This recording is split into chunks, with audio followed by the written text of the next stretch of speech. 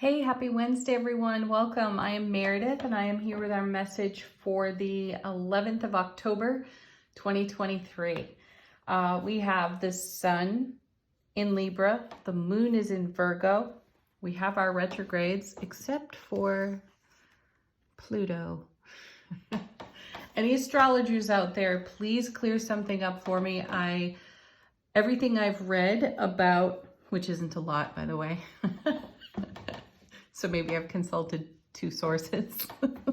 Anyway, astrologers, fill me in, because everything I've read says Pluto has gone direct in Capricorn, and I thought it was going direct in Aquarius.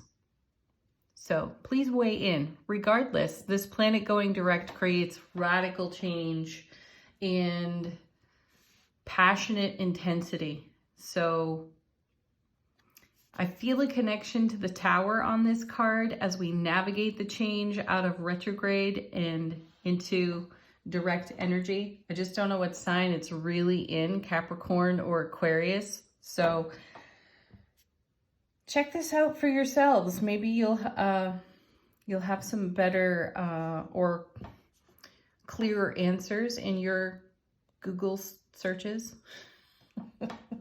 Anyway. It's a big deal for the planet to be going direct, and if my understanding is correct, this planet hangs out for a long time in whatever sign it's occupying. So let's start a discussion on this. Certainly leave some comments for us and we'll explore it further. But there goes Pluto. We have a solar eclipse coming up on the 14th. I will not address that in this reading, though the next one perhaps I will. And we've got Gilded Tarot on the table today. First two cards. Ooh, nice. World, fulfillment, reward of all of our investment on this card.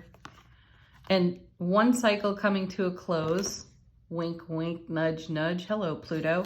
And, oh, a Two of Pentacles, a new one beginning. Now, it looks like this ship, based on the position of the sails, is coming in, not going out.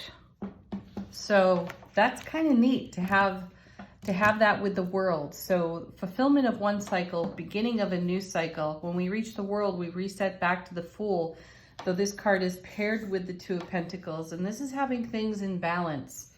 Now, I've seen a lot of the Tower in personal readings, the one-on-one readings. And when I've gone onto YouTube to look at my own sign, it's like Tower, Tower, Tower everywhere. So let's see what we turn over. But this goes in line with radical change, or the message of Pluto going direct, right? And this radical change may be something that we have manifested for, prayed for, meditated about for a period of life experience. It feels like a long time is what I'm getting at. So it's nice to see this ship. My perception is this ship is coming in. I like the rainbow between the pentacles. This is a great connection to how we are manifesting out of the fulfillment of the world, and then reinvesting. And then we have the Eight of Cups. Oh, the Eclipse card. Well, that's timely, isn't it? Very nice. So, and yes, we're moving into an eclipse in just a few days. Today's the 11th. That's happening on the 14th. Yeah, it's just a few days away. So the Eclipse card, when we are seeing the Eight of Cups, we've made a choice off the Seven of Cups. And now we're moving into the fulfillment of the Nine of Cups, which is answered prayers, wishes fulfilled, and so on. And here we're starting the reading with the World and the Two of Pentacles. And this, for me, is like a reinvestment of the overflow, something we've talked a lot about here on this channel. So while things may appear to be somewhat tumultuous out of a retrograde planet going direct, we're going direct in the direction of our dreams and our wishes, which is fantastic. And then we have Oh my goodness, the Three of Pentacles. Yeah, we're using our self-mastery gained in this period of time. Well, with all these other retrogrades going on, and from the last eclipses to this oncoming eclipse. So here's the Three of Pentacles building something that lasts, and this is all in alignment with moving toward the Ten of Pentacles, which is the Everything card, which in a way we have represented here with a world of fulfillment. And I like that we've got the 2 and the 3. It shows consecutive energy, and it shows us taking the overflow and reinvesting it wisely, masterfully. It's something we've talked about so much recently. Being very deliberate and intentional with how we spend our energy and where we spend it and with whom. Yeah, look at this. Then the 2 of Cups. How beautiful is that? Show up in the way you desire to be met. Yes. Perfect. We're becoming masters at doing just that. We're not compromising our authenticity. We're not compromising or negotiating our integrity for the benefit of someone else while we pay a higher price for not being great self-advocates, right? Excellent. This is an ever deepening and expanding bond within self-relationship. And you know, as I say, always, that extends, of course, to every relationship that is near, dear, and precious to you. It changes the frequency. It inspires and it encourages, as we are a living model for the dreams that we hold in our heart space, the dreams that we put out into the world, to Three of Pentacles world, and make them come true in co-creativity, passionately so, with the divine all. Fantastic. What a great message of encouragement for us.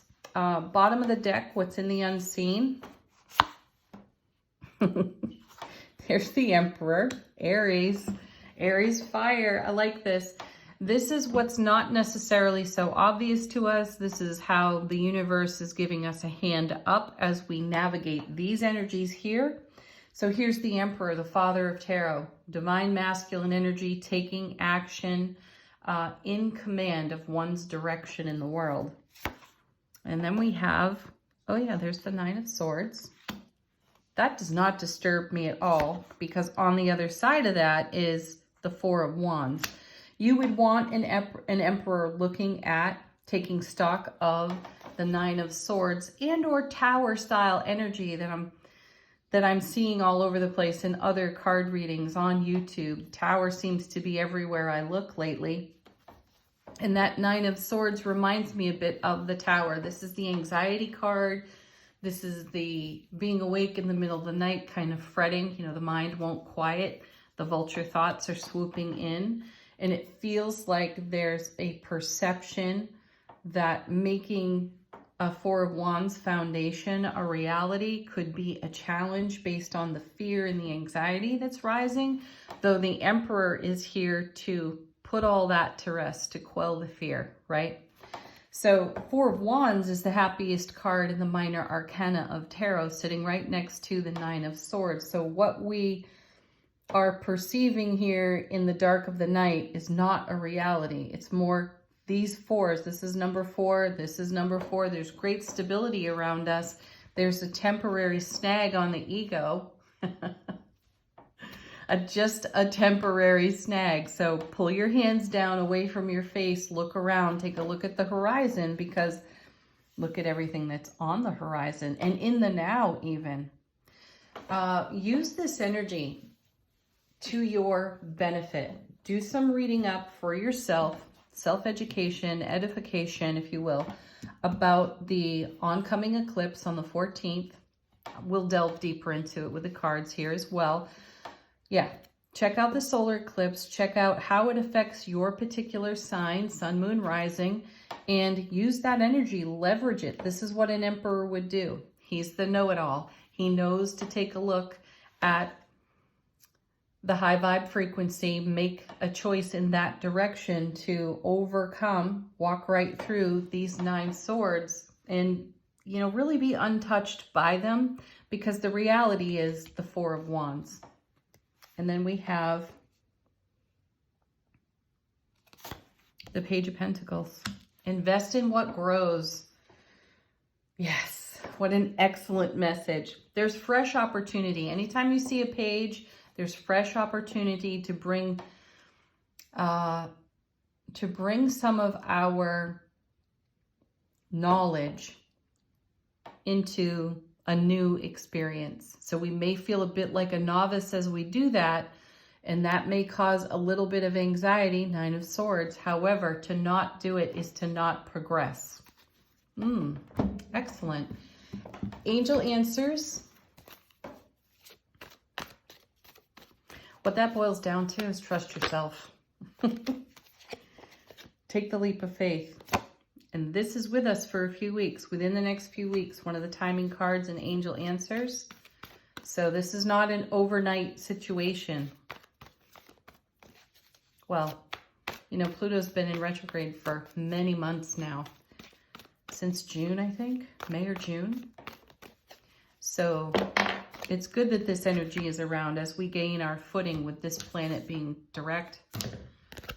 And we delve into the intensity of our passions and explore them in a new way to fulfill our dreams, to put ourselves in the love, bliss, joy, happiness, overflow on a super solid, happy foundation. Then we have look for a sign.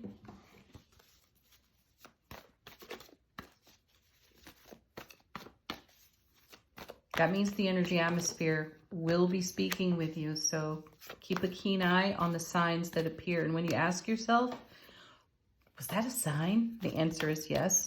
All right, next. Yeah, there it is. Big happy changes. You know, that in itself could be connected to the Nine of Swords and the Tower energy that I've been witnessing. And what do we say about change? Most people go kicking and screaming into it, even when they've been praying for it. And then it's here, it's on the doorstep.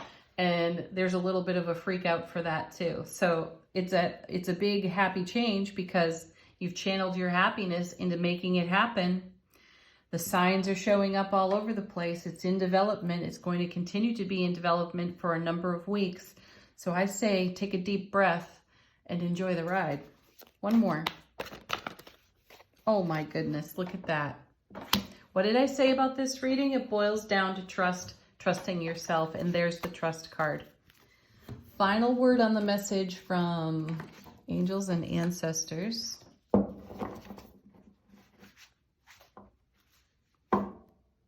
Lost my bookmark here, separating the decks. Okay, got it.